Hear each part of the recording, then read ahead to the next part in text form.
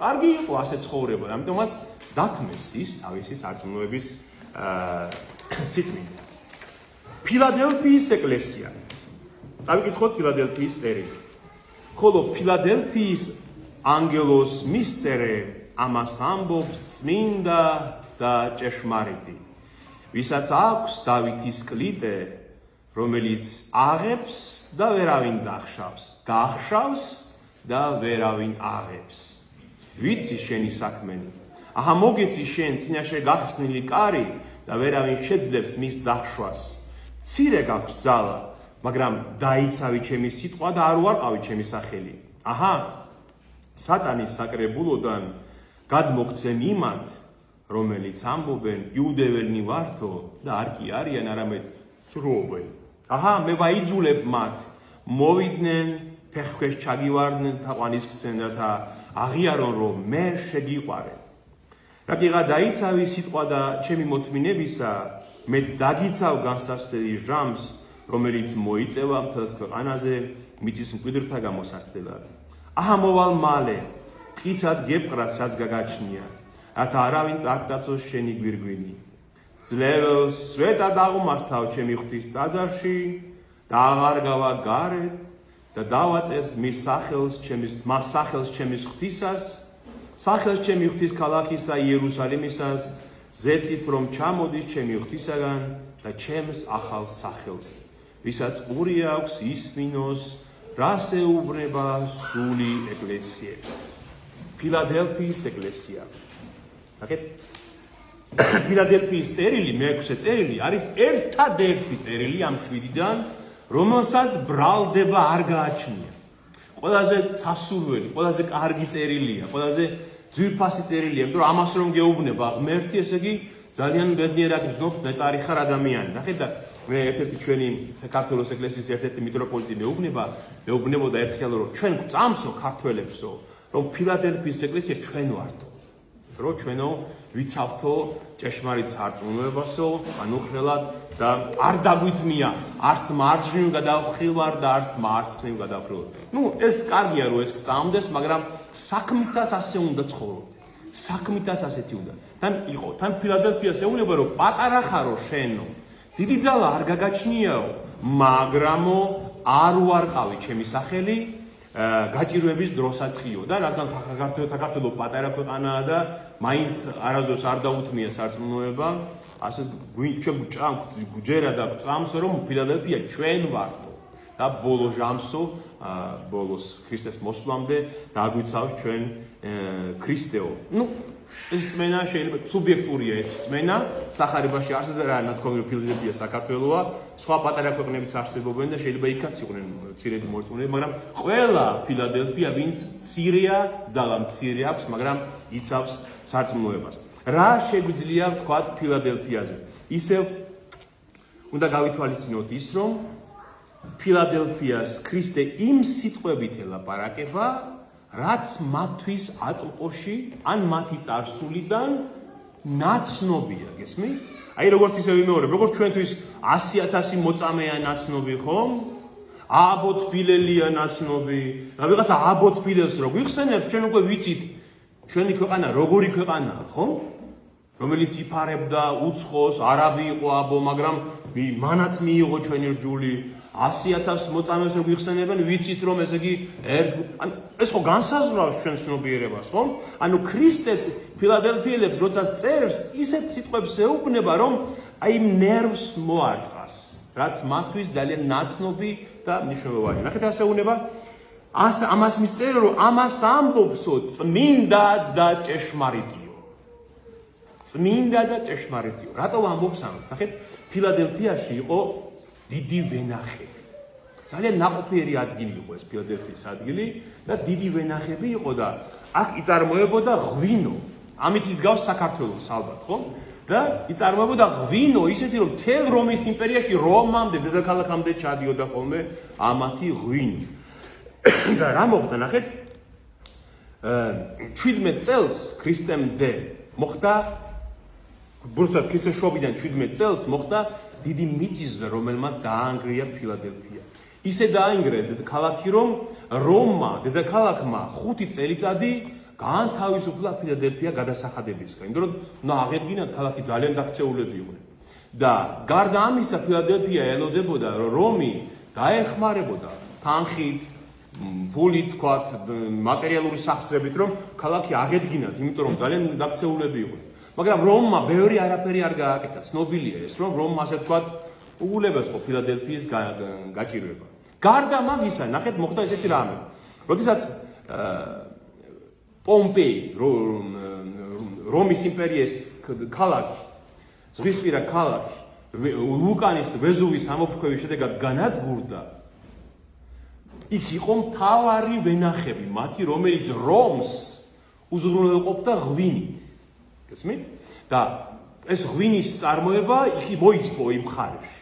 და რომის იმპერატორმა დომიციანემ, ცნობილია ეს მეღვინეებმა იციან ეს ღვინის ისტორია, გააშენა ბრძანება გასცა, რომ სასწრაფოდ რომის გარშემო უნდა გაშენებულიყო ვენახები, რომ შეევსოთ დანაკლისი, იმიტომ რომ ძალიან ბევრი ღვინო ისმებოდა რომში.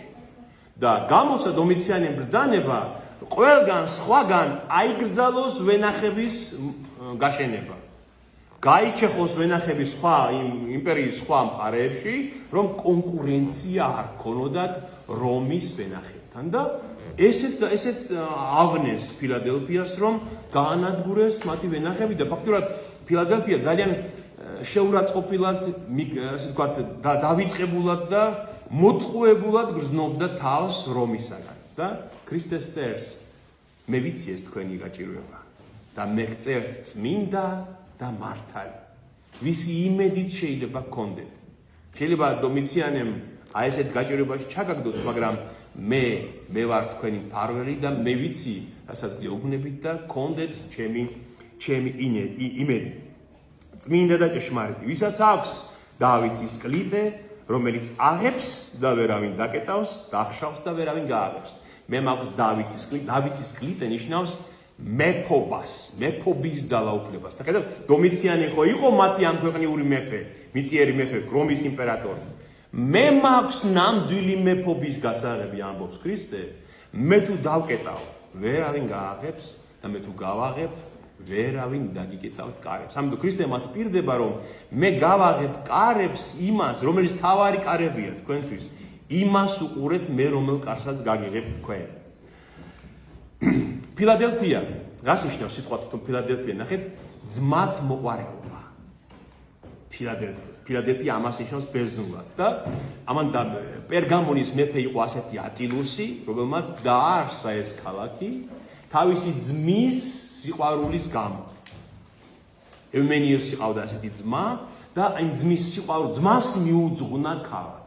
და ეს ქალაქი რო დააარსა ატილოსმა, მაშინ წარმართული სარწმუნოება იყო და ქალაქი გაავსო მათი საღვთისმსახურო, მათ წარმართული საღვთისმსახურო კერპებით, კულტებით, ტაძრებით, გასმით, რატომ? იმიტომ რომ ფილადელფია 5 სავაჭრო გზის გადაკვეთაზე მდებარეობდა და ვინც კი შემოვიდოდა ამ ქალაქში, ბრძანება მეფისგან ესეთი იყო, რომ გაუღეთ კარი, ძმურად მიიღეთ ეს ხალხი და მარტო კი არ გაუშვათ მასპინძლობით, არამედ სარწმუნოება გაატანეთ თან ის, რასაც ჩვენ პატივს სცემდა, რასაც ჩვენ ვაღმერთებთ, ხდებით?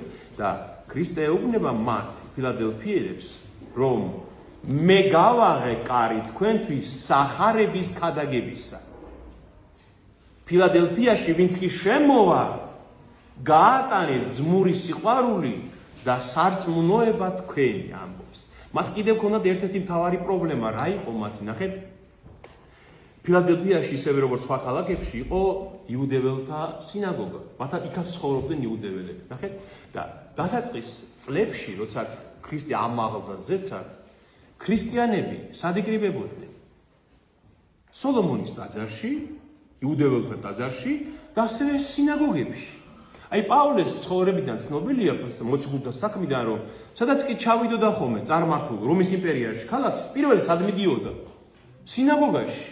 სადაც იუდეველები იკრიბებოდნენ, იქ მიდიოდნენ, იმიტომ რომ მათ იცოდნენ რჯული, მათ იცოდნენ მესიის მოლოდინი, მათ შეიძლებოდა საუბარი ქრისტეზე და პირველი ქრისტიანები იუდეველებთან ერთად იკრიბებოდნენ და რომის იმპერიაშიც რომაელები თვლიდნენ, რომ ქრისტიანობა სექტა, ასე ვთქვათ, იუდეველთა არსებული ერთ-ერთი განშტოება. ხდებით? ხოლო ნერონის შემდეგ, როცა დაიწვა რომი და ნერონმა წამოიწყო ქრისტიანთა დევნა, მაინც მე გაიყო და მიხვდნენ, რომ ქრისტიანები სულ სხვანი არიან, ვიდრე იუდეველები. და ნელ-ნელა იუდეველებმაც სინაგოგის კარი მიუკეტეს ქრისტიანებს. ხდებით? იუდეველებს პრივილეგირებული სარწმუნოება იყო რომის იმპერიაში. მათი წარმართული სარწმუნოების შემდეგ მეორე იყო იუდეური სარწმუნოება, რომლებსაც გარკვეული პრივილეგიები ჰქონდათ და რომ ნახეს იუდეველებმა, რომ ქრისტიანთა დევნა დაიწყო რომის იმპერიაში, ამდენად გართულება საკუთარი ცხოვრების და მიუკეტეს კარი სინაგოგის. ასევე იყო ფილადელფიაშიც დაიკეტა მათთვის სინაგოგის კარი. ამიტომაც ეუბნება ქრისტე, რომ მე გავაღე თქვენთვის კარი, რომელსაც ვერავინ დაკეტავს. გესმით? იუდეველებმა შეიძლება მოგიკეტეს, მოგიხურეს კარები. შეიძლება წარმართებმაც მოგიხურეს კარები, მაგრამ მე გავაღე თქვენთვის სახარების შემეცნების და ქადაგების კარი, იმას ვერავინ დაგიკეტავთ. აი ეს არის უწყება ფილადელფიის ეკლესიის, გესმით? რომ შეინარჩუნე ის წმენა, რაც გაქვს, იქადაგე და ნახეთ რა შეუნება შემდეგ მე მოვაწყობ ისე ამაუხსეუნება ღმერთი, რომ აი ისინი, ვინ კარი დაგიკეტათ იუდეველთა სინაგოგიდან, თქვენთან მოვლენ და ჩაგივარდებიან ფეხებში, იმის გამო რომ მიხვდებიან, რომ მე შეგიყვარე შენ, თაყვანის გცემენ შენ. რა დროზე ეუბნება მომავალში, როდესაც ქრისტე გამოჩნდება მეორედ, აი თქვენთან მოვლენ იუდეველები და ჩაგივარდებიან ფეხით და მიხვდებიან, რომ თქვენ ახართ ის, ვინც მე შევიყვარებ. ნახეთ რა შეუნება, რომლებიც ამბობენ, რომ იუდეველები ვართო, მაგრამ არ კი არიან, არამედ სატანის სინაგოგაა. რატომ ამბობს ამას? ქრისტე ხო თავადაც იუდეველი იყო. ქრისტე ხო ებრაელი იყო თავადაც. რატომ ამბობს იმაზე, რომ სატანის სინაგოგაა? რატომ ამბობს ამას? იმიტომ რომ ჭეშმარიტი იუდეველი ის არის, ვინც ქრისტეს მესიას აღიარებს. გესმით? ეს ძალიან მნიშვნელოვანი რაღაცაა. ხებით? რა თქმა უნდა, წარმოუდგენელია და დაუშვებელია, რომ ქრისტიანს ებრაელების მიმართ კონდეს ზიზღი, სიძულვილი, დევნა, ეს ანტისემიტიზმი როგორც იძახიან, ეს აბსოლუტურად წარმოუდგენელია, რადგან თვითავად მაცხოვარი, მოციქულები მისი ღვთისმშობელი, განა იუდეველები არ იყვნენ, განა ებრაელები არ იყვნენ, გესმით და ეს არის ძვირფასი ხალხია ჩვენთვის. აი მართლაც მოძმე ხალხია და ბიბლია გვაკავშირებს მათთან, გესმით? ჩვენ ფაქტურად მათგან გადმოვიღეთ სარწმუნოება, გესმით? პავლეს წერილებს რო ვკითხულობ, ჩვენ პავლე იუდეველი არ იყო, აბა ვინ იყო? და როგორი სიყვარულით ვიხსენებ და როგორი სიყვარულით უსმენთ პავლეს, ხომ? პეტრეს, სხვა მოციქულებს, ღვთისმშობელს, რომ თაყვანს სცემთ, ვინ იყო ღვთისმშობელი? იუდეველი ქალი იყო, ებრაელი ქალი იყო, ხომ? გესმით? ამიტომ ეს აბსოლუტურად გამორიცხულია, მაგრამ ჩვენ რო გვახსოვდეს ისიც და ეს ყოველთვის უნდა თუ გვგვიწევს საუბარი იუდეველებთან, ძმური საუბარი, რა თქმა უნდა. ჩვენ უნდა ვეცადოთ, რომ მათ ვაჩვენოთ ის, რაც ამბობს მათი იუდეველი პავლე, რომ ნამდვილი ჭეშმარიტი იუდეველი ის არის, ვინც მესიას იესო ქრისტეს იცნობს და თაყვანს სცემს მას. ისინი ელოდებიან, ჩვენც ველოდებით, მესია თქონ ჩვენ მეორედ ველოდებით, ისინი პირველად ელოდებიან, მაგრამ ეს ჩვენი მოვალეობაც არის, რომ მათ ვაჩვენოთ, გავუხსნათ, ნახეთ, პავლე მოციქული როგორ ამბობს, ებრაელებიო, იუდეველებიო, ვინც არ მიიღო ქრისტეო, დღემდეო, როცა ძველ ხმას კითხულობენო, ფარდაავტო ჩამოფარებული სახეზეო, სულიერ თვალზეო და ვერ ხვდებიან რაზეა ლაპარაკი ის. იქ ძველ ხმაში. თუ ქრისტეს იწამებენო, საბრველი იხდება და ყველაფერი გასაგებია ძველ აღთქმაში რა რისთვის ითქვა. ქრისტეს გარეშე ძველი აღთქმა აბსოლუტურად გაუგებარია. მაგრამ ძველი აღთქმის აღსრულება ახალი აღთქმა ქრისტეს მოსვლა და ქრისტეს რწმენა. გესმით? ეს ჩვენ ქრისტიანებს უნდა ვიცოდეთ, გვიყვარდეს ებრაელები, გვიყვარდეს იუდეველები, რადგან ჩვენ მათთან ძალიან დიდი კავშირი გვაქვს და მაგრამ ასევე უნდა ძმური სიყვარული, ფილადელფიასავი ფილადელფიელები ძმური სიყვარულით შევეცადოთ, რომ აუხსნათ მათ, რომ ის, ვისაც ის მათი სარწმუნოება ელოდებოდა, ჩვენი ღმერთია. მათი ღმერთიცაა, ჩვენი ღმერთიც არის და ამის არ დანახვა მათთვის არის დიდი დანაკლისი და დანაშაული. და მძლეველს ნახეთ ბოლოს რას პირდება ფილადელფიელებს და მათი ფილადელფიელების სახით ჩვენს ყველას, ვინც შეიძლება მცირე ძალა გვაქვს, მაგრამ ვინ არჩუნებთ სარწმუნოებას და სხვებს უქადაგებთ. ნახეთ, აი, ჩემს წინაშე, თქვენს წინაშე გახსნილია კარი. გესმით? აი, ქრისტე ამას გვეუბნება. კარი გახსნილია შენს წინაშე ქადაგებისა. სული წმინდა ყველას მოგვეცა ჩვენ, ნებისმიერ ჩვენთაგან აქვს სული წმინდა, ჩვენში ცოცხლობს ღვთის სული, გესმით? და ამიტომ ქადაგების, ქრისტეს სახარების ქადაგების კარი გახსნილია. და ყველა ვალდებულია, ყველა მოვალეა, რომ ძმური სიყვარულით უქადაგოს ურწმუნოებს სახარება. აი ეს არის ფილადელფიის უწყება. აი ამას თუ შეასრულებ, ამბობს ქრისტე, თუმცა აი მაგალითად შენ შეიძლება მცირე ხარ. შენ შეიძლება თქვა ფილადელფიესავით, მე ერთი უბრალო ადამიანია ვარ. მე რა ძალა მაქვს? აი მე როგორ უნდა უქადაგო ვინმე სარწმუნოება, ხომ? ტყუილია. ქრისტე ეუბნება, მე ვიცი რომ პატარა ხარ, მცირე გაქვს ძალა, მაგრამ მე გაგიხსენი კარი სახარების ქადაგებისა.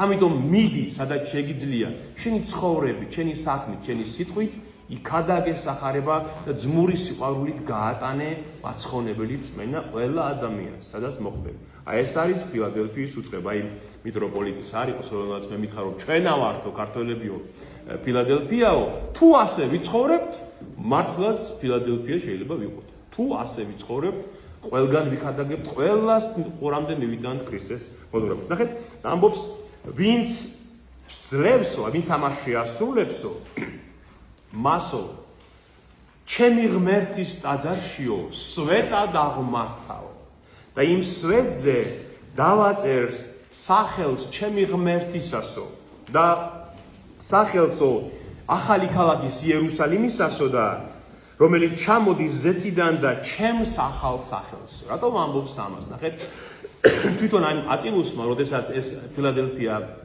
ააშენა და დაამშვენა, სხვა რომის ქალაქებშიც ეს ჩვევათი ჰქონდათ მათ, რომ საპატიო მოქალაქეებს, რომის ქალაქებში საპატიო მოქალაქეებს, ქალაქის მთავარ შესასვლელ გზებზე სვეტები იდგა, დაფები იდგა და იქ ეწერა სახელები ამ საპატიო მოქალაქეების, დამსახურებული ხალხი. გესმის და ქალაქში რომ შედიოდი, შენ ამ გზაზე უყურებდი ამ სვეტებს, ვინ წერია და მათი სახელები იყო უკდავყოფილი. ჩვენთან მე ქრისტიანობაში ეს ტაძრებში გადმოვიდა, გახსოვთ? ტაძრებში მათი ტაძრის ქტიტორების, ამშენებლების სახელი ამოტვიფრული იყო ყოველთვის სვეტებზე, კედლებზე, რომ უკდავი იყო მათი სახელი, ვინც ეს ტაძარი ააშენა. აი ამას გვპირდება ქრისტე, ნახეთ, გამოცხადების ბოლო თავებში როგორ წერია, როდესაც ვიხილე ზეციდან ჩამოსული ახალი იერუსალიმიო, რა ნახა ამ ქალაქში?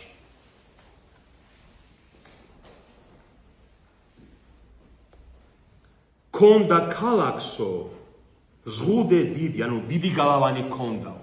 ესმით, ანუ ახლა ხომ არის იერუსალიმი ისრაელში. მეორედ მოსვლის შემდეგ, როცა სატანა საბოლოოდ დამარცხდება, განადგურდება, წარწმდება და ღმერთი ახალ ცას და ახალ მიწას შექმნისო, ხედავს იოანე, აი აპოკალიფსი ასე მთავრდება, რომ ზეციდან ჩამოდის ახალი ქალაქი, იერუსალიმი, ახალი იერუსალიმი. ღვთის ქალაქი, გესმით?